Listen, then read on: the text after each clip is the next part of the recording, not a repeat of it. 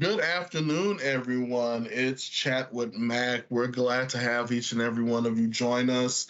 For those of you that have been listening to us for this whole time, we really appreciate your input, your feedback. Thank you so much. And for those of you that are new to what we do, welcome, welcome, welcome. Good Saturday to you, Nadine.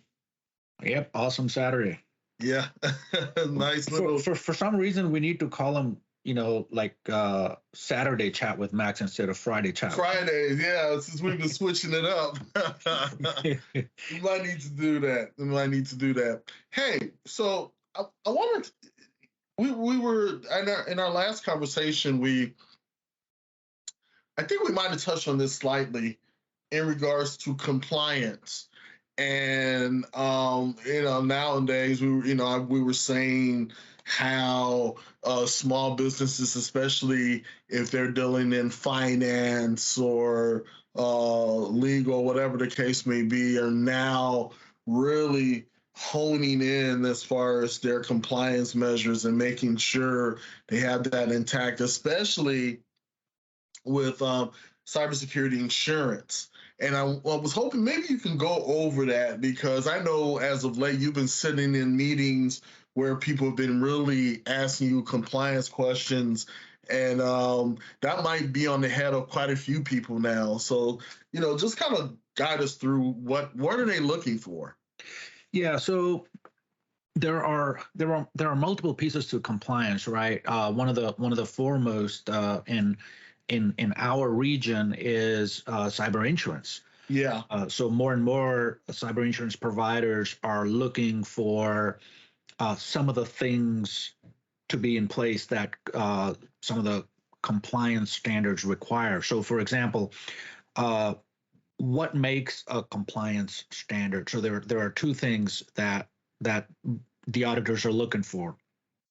There is policies, and then there is controls. Now, these vary between different standards. What policies you should have in place and what controls you should have in place. But these two things always are a part of compliance. And um, cyber insurance is looking for certain policies to be in place. So, for example, they might be looking for your disaster recovery policy to be in place, your incident response plan to be in place, things like that. And then they're probably wanting to look, some companies are kind of lenient on this, some are really strict, but they're wanting to see what kind of controls do you have backing up these policies, right? So it's always a combination of these two things that really makes you compliant. Right. Now, on the surface, it looks really easy. Okay, it's just two things: it's a policy and a control.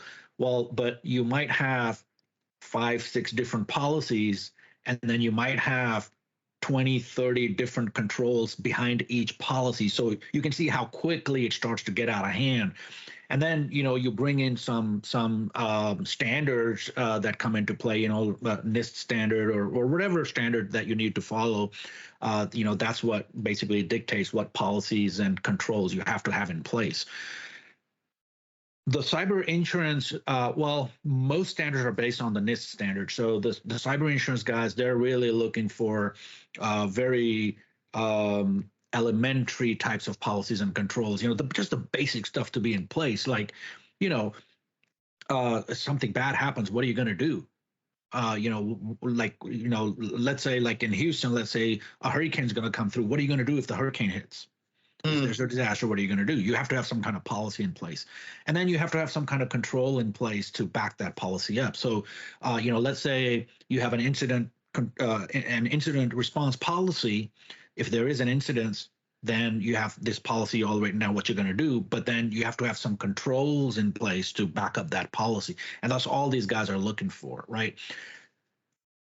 A lot of times people get hung up on, well, is my policy good enough?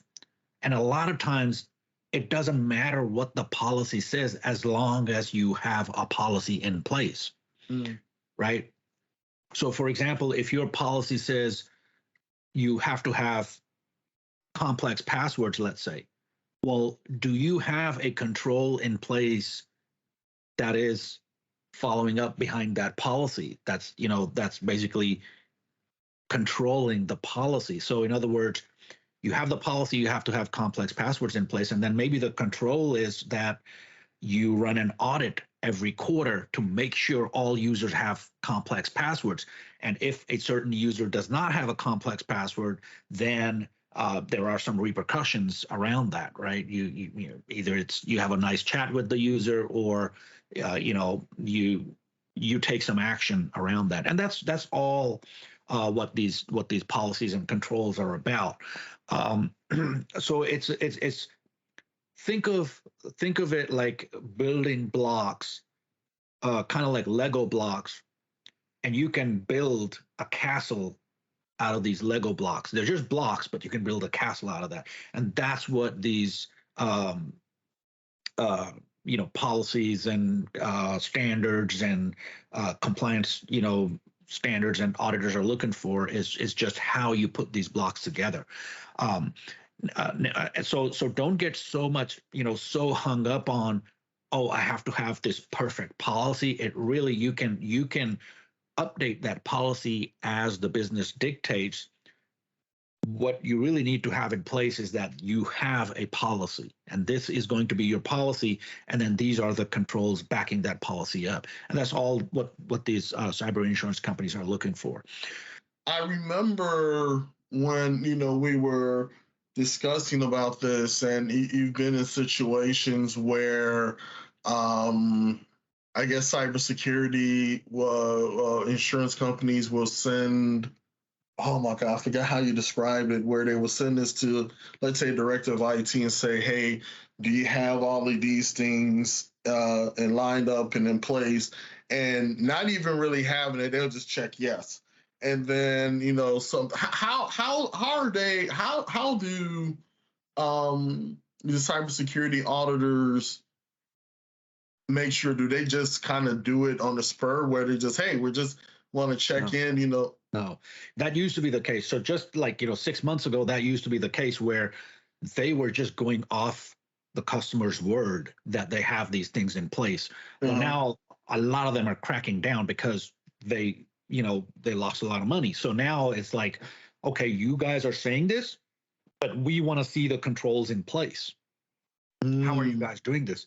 And that's why MSPs like us really come into play, is because we already have the tool set in place to enforce these policies via these controls, and these controls have already been hashed out by the auditors. So in other words, a recent compliance requirement for a customer, they were going through some of their certifications, and we helped them out, and one of the things that came up was, hey, what kind of controls do you have? Like something rudimentary, like you need to have a dashboard where you can see which devices are online, which devices are offline. Think of it like green and red lights. If a device is offline, it needs to turn red. So it's in one place you can see which devices are online, which devices are offline. Well, the customer didn't have anything like that in place. They would have had to spend a lot of money and time trying to implement something like that, when an MSP like us already has a set of tools that have been in place for years. We know it in and out. We can customize it to each one of our customer requirements, and it's already been approved by most agencies and companies out there. So it's not a matter of, oh well, now let's see if this tool is good and it really does what it does. They already know, okay, the tool is good, we've already gone through this before, let's make sure that these tools are in place. So that's what a lot of times makes compliance easy. So kind of like that easy button is that you bring on an MSP that already has these things implemented in within their practice. They bring all these process and tools and controls to you. It's easy to implement. You don't have to reinvent the wheel, so to speak. and and mm, and the what happens is that the auditors are really looking for this stuff. Like just the other day, I was on the phone with one of the auditors, and I went through our tool set and things, and some of these auditors, they're really technical people. They understand. I mean, they talk tech. So this guy was like, hey, I've been through this before. I know this tool set. I know what I've heard you. I know what you're saying is the way to go. I'm good. I'm going to check this. Let's go to the next one, the next issue that we need to kind of validate. So it was real easy. I mean, I think this was one of the easiest compliance certifications that we had for a customer, and the reason for that was all the I's had been dotted and the T's had been crossed, and this customer did it right. So it's not really on us. It's the customer who approached us. They brought us on. They told us what they wanted to do. They had us talk to their third party, their partner that was taking them through this compliance journey.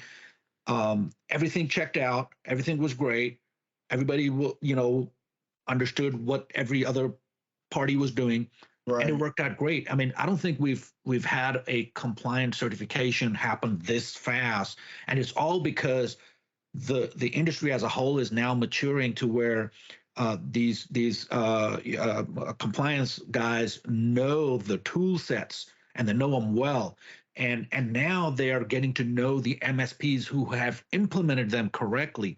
When I talk to these guys, they can tell when I'm talking that, hey, okay, these guys have their stuff together. We don't need to worry about the control side of things. We just now focus on the policy side of things, and it's an easy journey as opposed to just 8-9 months ago. It could have been a really tough thing to do because some of these companies did not understand the tool set that these MSPs have, but now they do.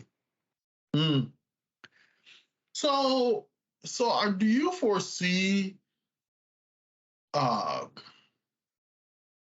with the compliance piece, we're seeing the shift, like we were talking, I think last week.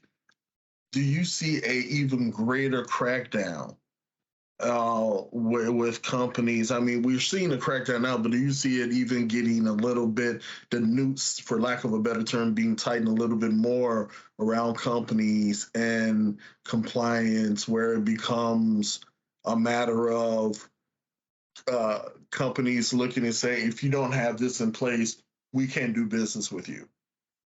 Yeah. So the crackdown is happening in multiple ways, not just in one way. So the first one is government, right? Yeah. So the if it's a publicly traded company, the requirements were already in place.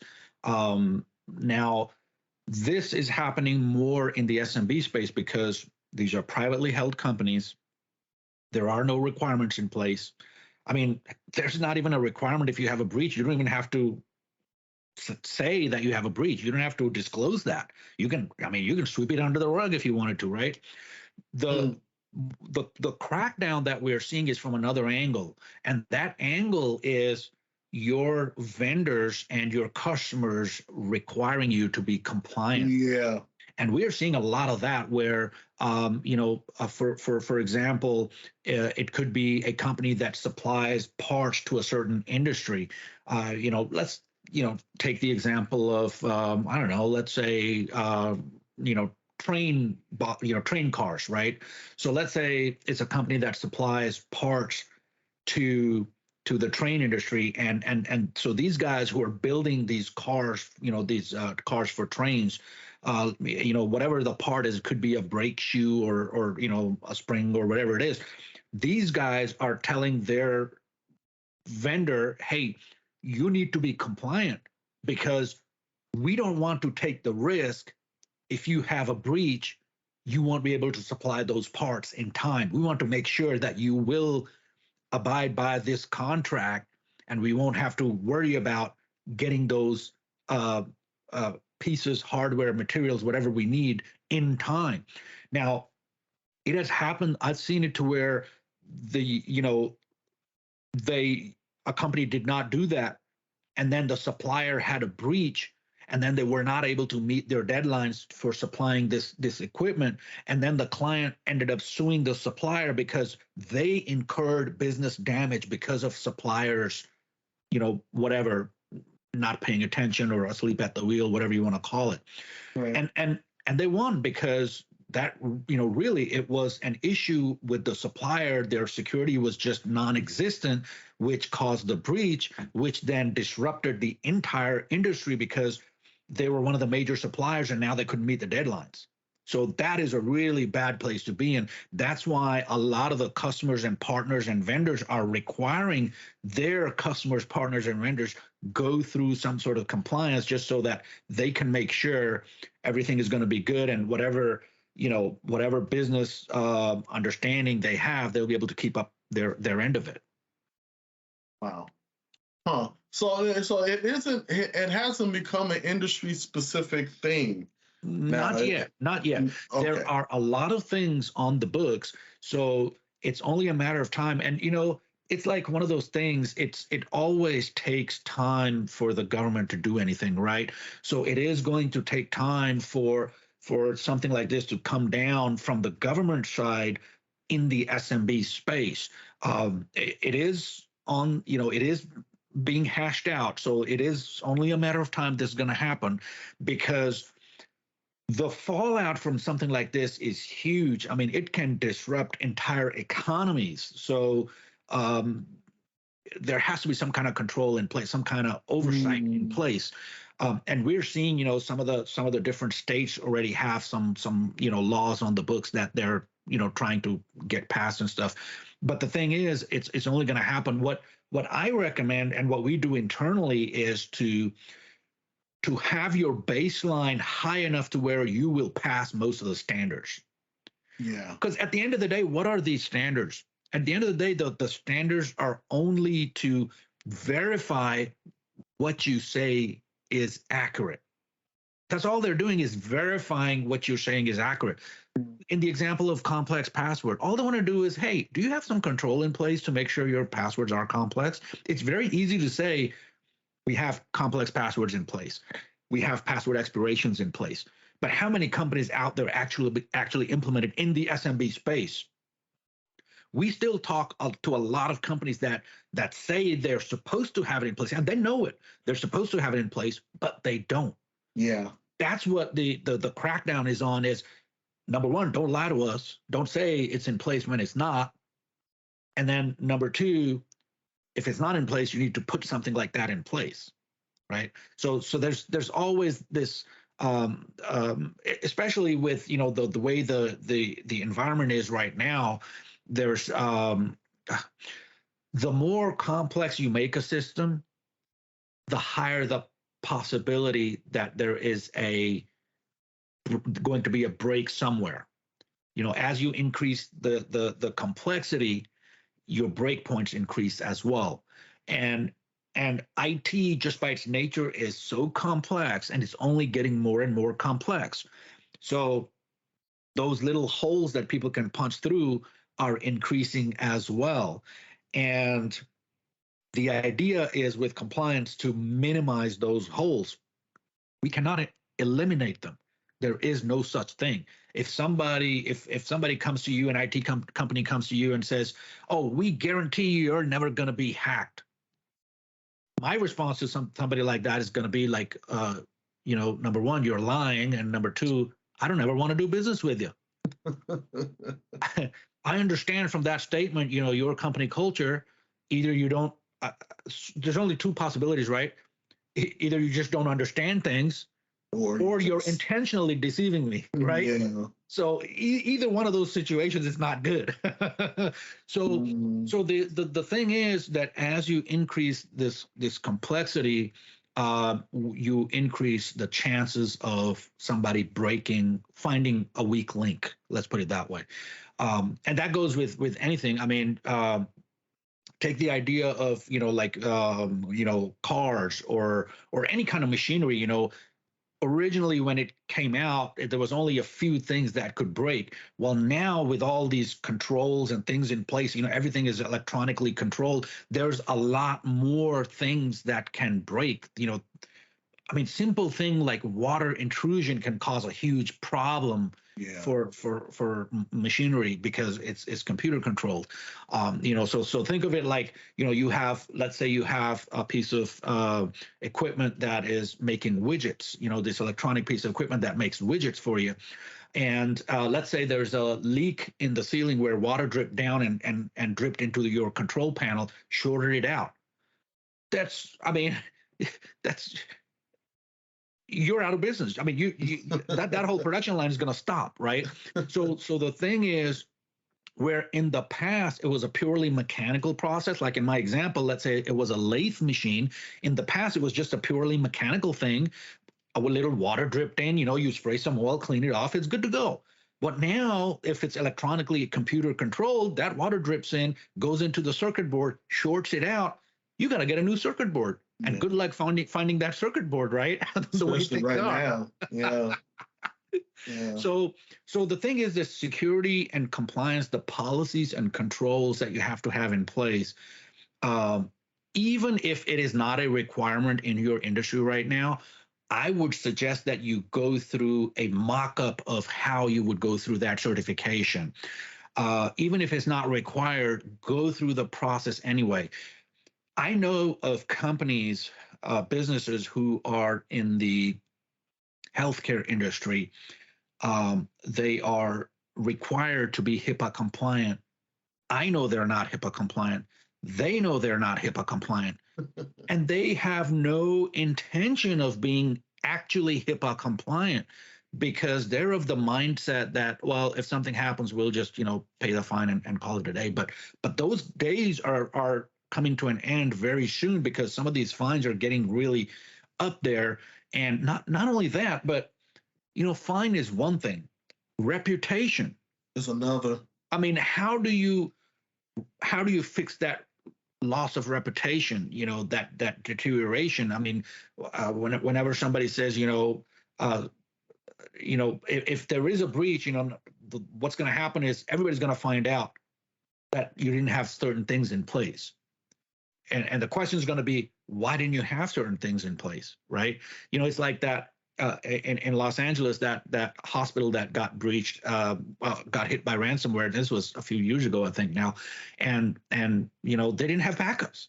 I was like, how do you run a hospital with no backups? How does that even work? I'm sure a few people got fired over that, but the thing is, somebody was asleep at the wheel. Yeah. And I think, Nadeem, just my final thought on that is, what I've noticed, and I talk about this a lot, especially in the SMB space, is that thought of, I guess you can say, frugality as it pertains to these types of things, but it's like, man, would you rather pay the amount for it now or pay a greater amount to get this stuff in place later? And I understand with small businesses, being, financially conscious is a big thing. I get it.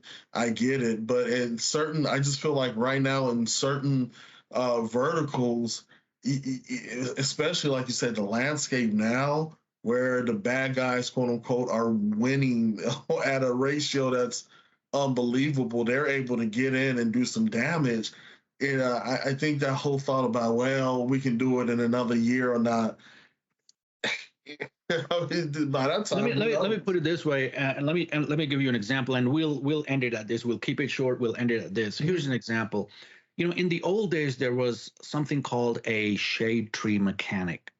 That existed in the old days.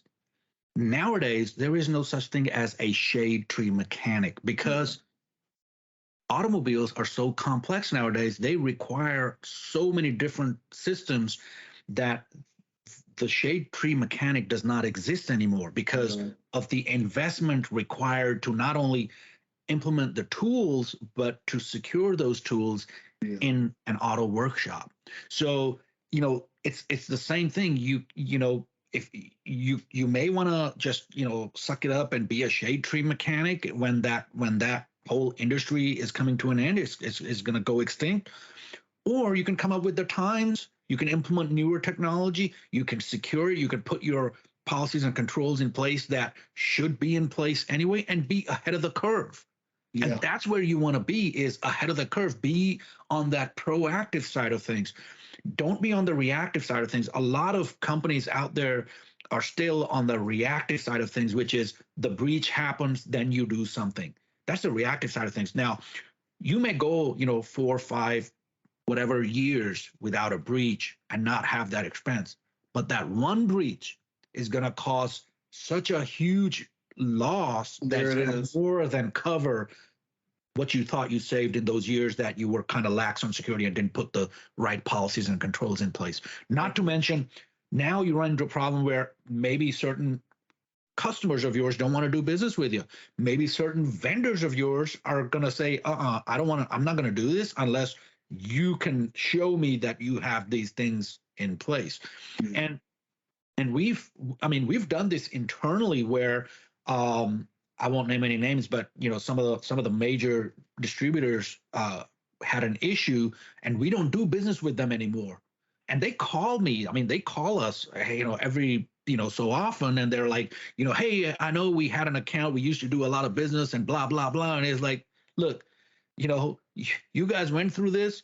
We had a discussion. You guys were not ready to implement. We've moved on. Yeah. We have, we've got it covered. We've got several other distributors in place now. We don't need that. And now they're having a tough time surviving because that damage was already done. Yeah.